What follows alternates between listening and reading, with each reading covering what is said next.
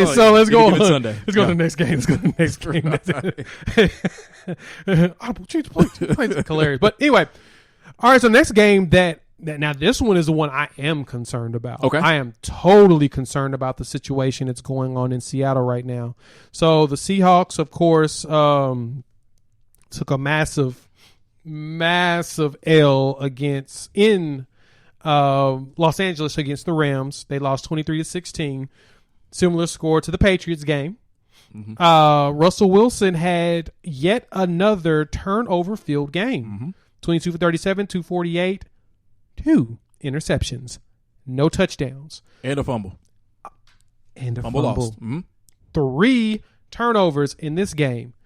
That is not the Russell Wilson we know, because he had 3 turnovers last week. No, I think he had 4 last week. Oh, sorry, he did have 4. Yeah, 2 INTs, 2 fumbles. Yep. And 2 fumbles. Yeah, so he had a Lamar Jackson game. Mm-hmm. So going into that, offensively, they don't look like they're in sync. You had Jalen Ramsey shadowing DK Metcalf, and it looked like Ramsey was shadowing DK Metcalf at 2 catches for 28 yards, and that's it. So my question for you is, Jimmy, are you concerned about the Seattle Seahawks? I'm going to give them one more game. I know they've lost 2 in a row. I know Russ has had 7 turnovers in the last 2 games, which is going in the opposite direction of winning the MVP. Now, for them, you have Thursday night, so you have to put this game out of your mind yesterday in order to get ready for Thursday night against a team that we're going to talk about a little bit later, the Cardinals and Kyler Murray, who's probably ahead of you now for the MVP. So, and the quarterback that has already beat you. Perhaps he's already beat him. I mean, we're in MVP season now. To me, weeks 11 through 14 are what solidified the MVP. No. I meant like they beat them 37-34 3 weeks ago. Who beat what? The Cardinals beat the Seahawks 37-34 on 10-25. A lot of football's happening. So that's what I'm saying. On top of that, they just beat him. So not only do they have to win this game, but he's got to outplay him in terms of the MVP. But let's forget about that. Just winning the game. I don't know why they're turning the ball over like this, why he's turning the ball over like this. I don't know if he's trying to do too much. I don't know if teams have figured them out. I would think that it's probably more so teams are figuring them out, and he's trying to play jazz. He's hitting the wrong note a few too many times in the last couple of weeks, because Russ, he doesn't commit turnovers like this. So something has to be happening to this team. And I mean, the Bills, they're a good team, but they're not the Pittsburgh Steelers.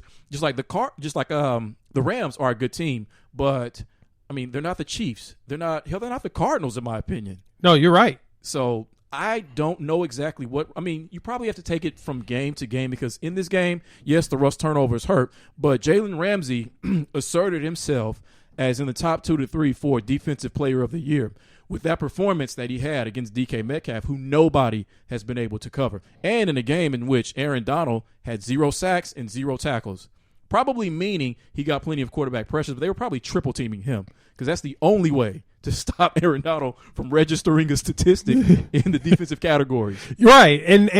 And Seattle came in with the proper game plan of just stopping that guy. But that doesn't help you if your quarterback's giving them the ball. You know, we talked about this numerous times on the show. That's one thing that I've paid more attention to when evaluating and paying attention to these games is you got to help your defense out by not giving the other team the ball at the wrong time. Mm-hmm.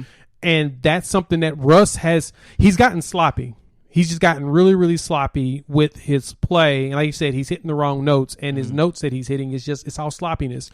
The Rams defense is not that good if you really look at them overall. Mm-hmm. I mean, they lost games they shouldn't have to the 49ers and the Dolphins, and then they come in here and win at home against the Seahawks and the Bears. So obviously they're better, of course, at home, but at the same time, games that they should have won that. They should have a much better record than they do because they ain't played nobody. They ain't really played no quarterbacks. Mm-hmm. But then they go out there and really show out against an MVP caliber quarterback, which now, to be honest, he might lose all his MVP votes after these last 2 games. Mm-hmm. We have to see what they can do next week Thursday against Kyler. And then they travel to Philadelphia, which another cross-country travel does not sound like a good thing to really help them in their game. I mean, you know, what sucks is the Seahawks haven't been able to put it together truly all season long, because you'll say the first 6-7 games of the season, it was the offense that no one could stop, but the defense couldn't stop anybody. But the offense was just a little bit better.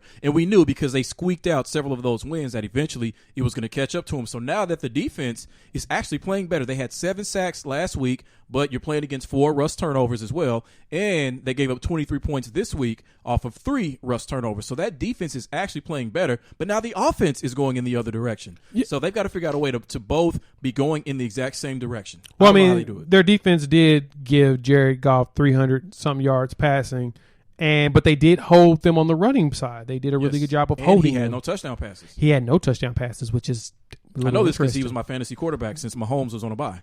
Oh. I'm going to lose. I got a 6-point lead, and he's got Roquan Smith, the linebacker for the Bears. So I'm going to lose. Oh, wow. Yep. Okay. Sorry. Yep. I'm the worst second-ranked team in the history of fantasy football. So you probably are, but I got to win this week, though. That's good for you. I'm going to talk about that win. That's good for you. A little bit later. Are you mad? Don't be mad. I'm happy for you. You are? As the league's reigning champion, I should not be mad about such things. But you got a real good squad. I like your squad. Yeah. If only I could win and when they're supposed to win, then I think I'd be okay. Yeah. But, yeah. All right. Now, just one sort of silly question I had, just real quick. Do you think that now, just based off this performance, that Jalen Ramsey and Aaron Donald are the best 1-2 tandem on any NFL defense? Oh, man. There's several out there. I mean, you had just on the other side of what they played yesterday, you have Bobby Wagner and Jamal Adams. Which their defense is trash, so I can't. No, it's not. It used to be. It's not trash anymore. It kind of stinks, but it's not trash anymore. 389 yards was given up in this game. But they only gave up 23 points. If an NFL defense gives up 23 points, you can live with that. That offense, so then Russ and his offense, 16 points, that's all you could do. So that's their fault. Well, I mean, the turnovers is what cost them. Yeah. And so you might be right. I can see them being the best 1-2. I'm trying to think, what other good combinations do we really have out there? You look at the Steelers. Okay, you have Khalil Mack and gosh, what's Eddie his Jackson? name? The linebacker. So you got Roquan Smith. Smith. You got the Saints. You have Cam Jordan and Marshawn Lattimore. Yeah. Who's who else? The Steelers. It's just like all the Steeler defenders. None of them are like great. They're just all really good. Yeah. Yeah. Maybe Minkah Fitzpatrick is. Yeah, Minka's a monster. It's a bit of a monster. Yeah. So I don't know. This may be the best 1-2 team. Like if they finish, they may literally finish 1 and 2 in no exact order for Defensive Player of the Year. That's potential. Yeah. All right.